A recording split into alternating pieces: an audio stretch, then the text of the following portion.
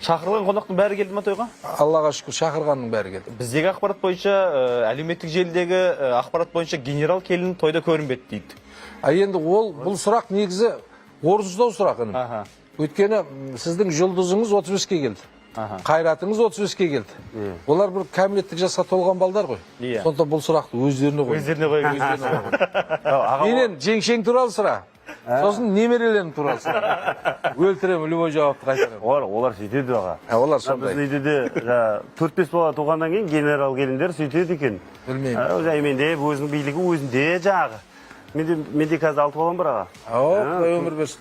4-5 баладан кейін сөйтіп өзгерді. Құдай өмір берсін. Өзімен өзі билік. Қазір сол кісінің айтқанымен келеміз. Қазір звонса қайтып кетемін. Сол кісінің рұқсатымен жүреміз.